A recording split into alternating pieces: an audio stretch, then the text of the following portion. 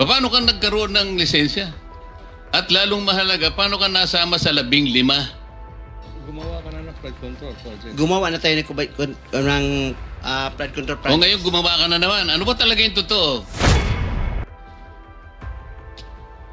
Ilang project ang na-execute mo na? Marami na eh. O kanina sinabi mo, hindi ka pa nakapag-umpisa eh. Meron akong hawak na martilyo rito, sinasabi ko sa'yo.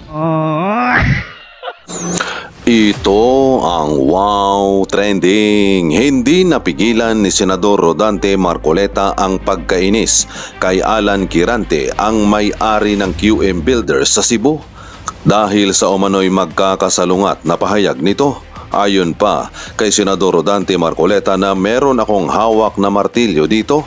Baka hindi ka na makauwi sa araw na ito. Nagsisinungaling ka na naman. Matapos nga ang sunod-sunod na pag-ulan sa Cebu, nag-collapse ang flood control na ito sa Mandaue at kung titignan nating mabuti ay wala itong makikitang bakal. Sa Tabunok City naman sa Cebu, lubog sa baha. Ayon pa kay dating COA Commissioner Attorney Rowena Guanzon, bakit pinakamalaking racket ngayon ang flood control? Hindi kasi pansinin ng tao unless bumaha.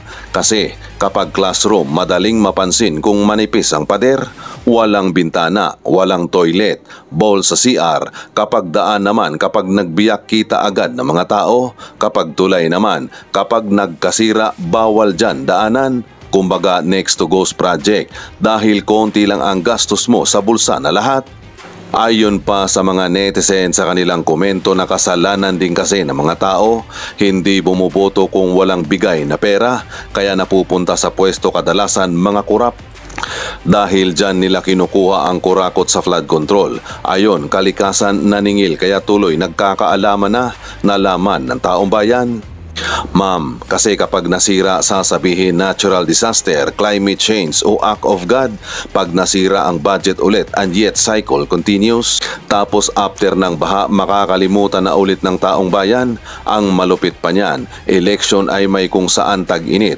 Naibuto mo na yung buhayang bago pa na fact check ni Mother Nature yung kabulastugan niya. May 3 years pa sila para kumamkam ng pera ng bayan. Pero kalikasan na ang gumawa ng paraan, attorney, para ma-check ang trabaho nila. A day after SONA binaha agad, kaya ayan, niligwak ng flood control na guni-guni lang. Taga Bulacan po kami kaya damang-dama namin ang baha, hindi flood control na sinasabi nila. Grabe talaga, may pondo pala, pero palala ng palala ang sitwasyon namin ng baha. Mga halang ang kaluluwa ng mga kuratong na yan, walang konsensya. Meaning to say, unfair ang gobyerno ng Pilipinas, unfair ang nagpapatakbo nito, at ang mga nakakaawa yung kagaya naming mahihirap. At kadalasan ang mga mahihirap ang nalilinlang sa katotohanan dahil sa kahirapan. Kapag may ayudang dumating, marami pa rin ang nauuto. Akala nila yun ang galing sa bulsa ng mga politiko. Yung mga naninirang congressman kay Vice President Inday Sara Duterte, sila pala ang may kalukuhang ginagawa. Kaya ang kalikasan na ang nagpakita kung gaano sila kakurap. Ang yabang pa noon ng isang kontraktor na congressman dati. Tractor? Yes, Mr. Chair. Hindi ka pa nakagawa ng project? Hindi pa, kasi yung nag-asawa ko ng 1991, nag-upisa kami sa hardware. Yung maliliit na hardware, nagtitinta ng bamboo, mga ganun eh. Mga Bakit nasama ka sa 15 contractors sa listahan ng Pangulo?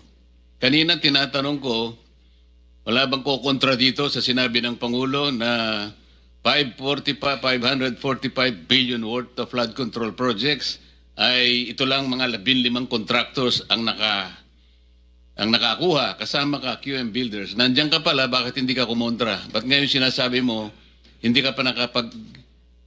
Pasensya na, Mr. Chair, kasi medyo nahiya ako. So sinasabi mo, mali ang Pangulo with respect to your company? Yung data is mali eh. Kasi ang totoo, yung 414 projects na nakuha sa QM, totoo lang ha, is only 86 projects, Mr. Chair. Teka muna, sabi mo hindi ka pa nakapag-umpisa eh. Ano yung sinasabi mong project? Ano ko lang siguro, bagitin ko lang. Noong 2003, nakalisensya na kami sa pickup, only category D. Hanggang noong 2024, naging quadruple A na tayo. Pero dumaan pa kami ng single A. Noong 2011, hanggang nag-triple A tayo ng 17. 2017 hanggang nag-incorporate tayo ng ng 2024. Mr. Secretary, naiintindihan mo ba yung sinasabi niya? Sabi mo hindi ka pa nakapag-umpisa ng project. Paano ka naging quadruple A? Ang ano ko lang, Mr. Che, yung sinasabi kong 1992 is hardware pa yon. Yung nakita niyo yung hardware. Hindi natin pinag-uusapan yung hardware mo. Ang pinag-uusapan natin, flood control projects. Tinatanong ka kanina, sabi mo, hindi ka pa nagkapag-umpisa ng flood control projects.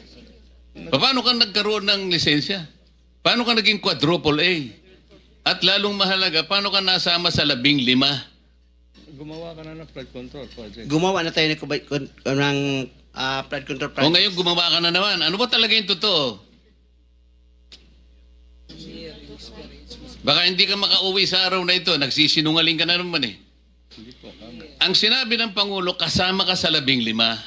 Tama, Mr. Huwag Che. mong mamaliitin ito. Bagatas dito, aartihin mo kami, sasabihin mo, hindi ka pa nagumpisa ka isang hardware. May problema dito eh. Ano na yan, history lang yung sinasabi ko, Mr. Che. Ano na yung totoo? Yung totoo, may lisensya na tayo na quadruple A ngayon. O ngayon nga, ngayon meron ka ng quadruple. Yes, Mr. Che. O, ilang project ang na-execute mo na? Marami na eh. O kanina sinabi mo, hindi ka pa nakapag-umpisa eh. Meron akong hawak na martilyo rito, sinasabi ko sa'yo. Mr. Chair. Huwag kang tatawa-tawa kasi hindi nakakatawa ito ha. Mr. Chairman. Dito lang nagsisinungaling ka na eh. Mr. Chairman, if I may. Yes, Mr. Mukhang Senator. nahihirapan kasi si Mr. Quirante mag-explain. Tama ba to? Ang sabi mo kanina, hindi ka pa incorporated at ngayon incorporated ka na in 2024. Yes. Okay. No. Hindi rin. Yung incorporated, yung on process pa yon, hindi pa namin na-approve. So lahat ng project na ginawa mo, sole proprietor. Yes, Your Honor. So nakapag-project ka na. Yes, Your Honor. Ano yung sinasabi mong hindi ka pa nagsisimula or hindi mo pa nagagawa? Yung incorporated, kasi hindi pa na-approve yung namin, hindi pa naman na-practice, hindi pa na-transfer from sole proprietorship into... So kaklaruhin ko lang, marami ka ng project at tama na isa ka sa top 15, correct, Mr. Quirante? Yes, Your Honor. Pero hindi ka pa incorporated. Hindi pa. Yun sole yung pa rin. sinasabi mong hindi ka pa incorporated. Yes, Your Honor. Yun yung binabanggit niya kanina, Mr. Chairman. Malabo pa rin eh. Mr. Secretary, tumatanggap ka ng isang sole proprietorship na mag-undertake ng flood control? Well, Mr. Chair, actually, he has the pickup license. Eh. His Paano siya license- nagkaroon ng pick-up license as a contractor? He has the a pickup license. Paano ka Credited. nakakuha ng pick-up license, Wala pa Mr. nung, Quirante? Sole wala. proprietorship ka lang? Yes, Mr. Chair. Kailan mo nakakuha yan? 2003. Hanggang nag-upgrade tayo sa 2007, naging B tayo. Hanggang 2011, naging A tayo. Yung 2017, naging triple A tayo. Ano yung net financial contracting capacity mo as a sole proprietorship? 40 billion, Mr. Chair. 40 billion? Yes, Mr. Chair. Yung financial statement mo, padala mo sa amin.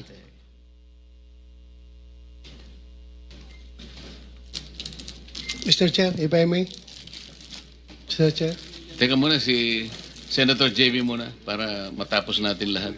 quick lang para sa kanya. Kanino? Kay Randy. Habang hindi pa siya umalis. Naniniwala ka pa dyan? Naintindihan ko, Mr. Chair, dahil tingin ko, Bisaya ito, hirap mag-express ng sarili niya in Tagalog. Kaya, I would rather advise him na uminom ka ng tubig, mag-inhale ka, relax ka, at ang pagsalita mo, huwag mo masyadong bilisin. Naintindihan kita para tayo Bisaya. May difficulty in expressing yourself ka. Hindi ko kinakampihan, Mr. Chair, ha? Ang sinasabi niya, meron siyang 40 billion pesos. 40 billion. NFCC. 40 billion ang sinasabi niya. NFCC, Mr. Chair. Kaya nga, 40 billion pesos. Yes, Mr. Chair. Oh. Naniniwala ka, Mr. Senator? Ano yung NFTC, Mr. Chair? Di ko... Net? Net Financial Contracting Capacity. Totoo, tinoon na, bay. Ha? Yeah. May 40 Yes. billion ka. Yes. Nakadeposito sa bangko na. Unsa man na? Ay, Paano? hindi. Yung NFCC kinuha sa... Ano yan? Yen o pesos? Asset yan. Kasi yung NFCC, kinocompute ng times 15 yon, Mr. Chair. Halimbawa, may 1 billion ka sa bangko. Pwede ka sa 15 billion. So, halimbawa, may pera ka sa bangko na 2 billion, ibig sabihin, pwede ka sa 30 billion. Yan ang computation. Kaya tayo yung pera natin, kasama na yung mga assets, more than 2 billion. Kaya, i-multiply natin ng 15, abot ng 40 billion. Kaya kami munta at hanggang 40 billion. Mr. Chairman, Mr. Kirante, ito tinitignan. Ano yung 2015 na QM Builders Incorporated? Ina-apply namin dyan sa SEC, Pero Your Honor. 2015 pa siya. Pero hindi pa namin tinatransfer Transfer to? to sole proprietorship into incorporated. Hindi, ito incorporated na ito eh. This is a corporation. Kasi ang explanation ng bookkeeper natin, yung ano natin gahandol, yung experience ng from sole proprietorship, itatransfer muna sa Hindi, incorporated. iba yung experience, iba yung corporate entity. Incorporate entity is 2015 nandyan na siya. Pero sinasabi nyo, walang nangyayari. Wala nangyayari. Ang Ina-apply lang. ginagamit nyo since noon pa ay yung inyong sole proprietor. Yes, Your Diyan Honor. pumapasok inyong income, in other words. Yan rin ginagamit nyo pagbibid ng mga projects. Yes, Your Honor. Tama? Ganun pa? Ganun ba ho ang interpret? So, dalawang entity, yung sole proprietor at yung incorporation. Yes, Yes, Your Honor. Okay. Sabit nyo na lang ho sa amin yung mga dokumento na yan. Thank you, Mr. Chairman. Senator JB? Thank you, Mr. Chair. Mr. Chair, siguro ang gusto natin dito, aside from the accountability that we're looking for, ang gusto natin ma-achieve in aid of legislation.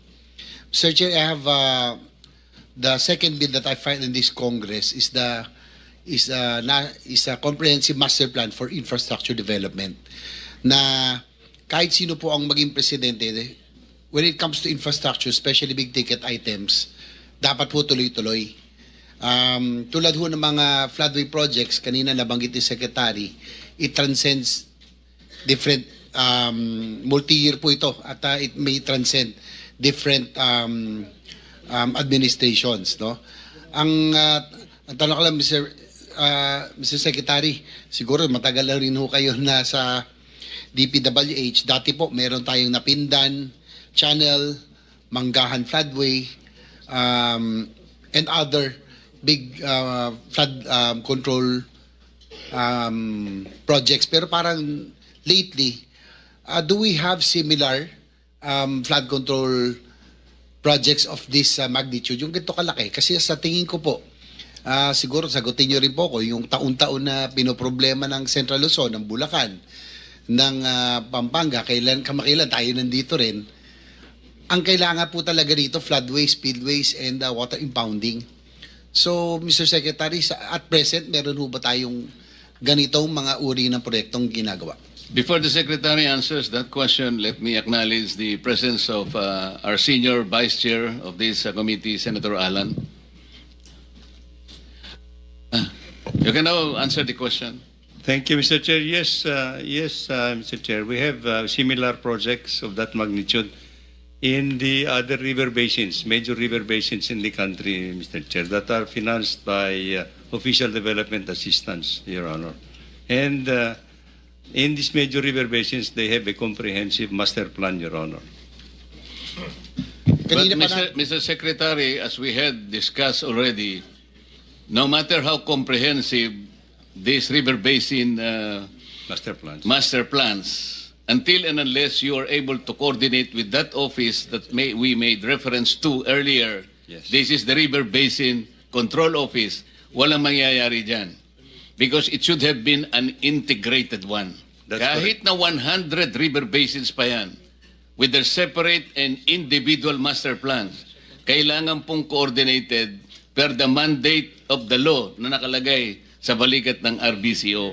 So sa ngayon, wag po natin munang gawing parang sagot na makapagbibigay ng kapayapaan ng loob sa ating mga kababayan. Wala pa po tayong na-accomplish in relation to an integrated master plan that will answer the continuing problem of flood ravages in this country, Mr. Secretary. That's correct, Your Honor. Total, pinag-usapan na rin kanina pa na master plan po dapat ay sundin. No? Pinoint out na rin po ng ating chair. Pero, Mr. Secretary, nabanggit ko kanina, 3 taon na ho tayo. Pangatlong taon na ito, kung di ako nagkakamali, na tayo nagkakaroon ng pagdinig dito tungkol po sa flooding. Paulit-ulit din po ang ating nakukuhang tanong at sitwasyon. Hindi naalala ko na rin ating majority leader, ilang taon na ritang naglalabas sa sama ng loob dahil ang kanyang probinsya mismo ay laging lubog sa baha. Doon po sa Central Luzon, for example, Secretary, ano po ba ang kailangan gawin? What projects are needed? Yung mga big ticket items that are needed really to mitigate or to flush the floodwaters faster, no? Alam naman natin, we can fight nature. Pero sa ngayon, talagang bakit naiiwan sa Pampanga, sa Bulacan, Northern Luzon, bakit with 350 billion, dapat to may resulta na ho tayong nakikita, Mr. Secretary? Your Honor, for Central Luzon, we are now in the process of finalizing a big project. As we pointed out in previous meetings, this is actually yung Central Luzon Pampanga River Floodway Project, Your Honor. And we are now finalizing yung detailed engineering design. This is financed by the Asian Development Bank. Because this will involve actually the construction of a 60-kilometer floodway, which is, I think, about 400 meters wide, and a retarding basin in San Antonio Swamp. No? So this is now under detailed engineering design. And we expect that this project will be completed in 2026, and the civil works will be implemented by a separate loan agreement with the Asian Development Bank. You see, of this magnitude, Mr. Chair, this involves a lot of steps in the preparation of the entire project is estimated to cost almost about 150 billion pesos yata. So I think yung preparation of this kind of a magnitude wave project is very tedious, Your Honor. Pero Mr. Secretary,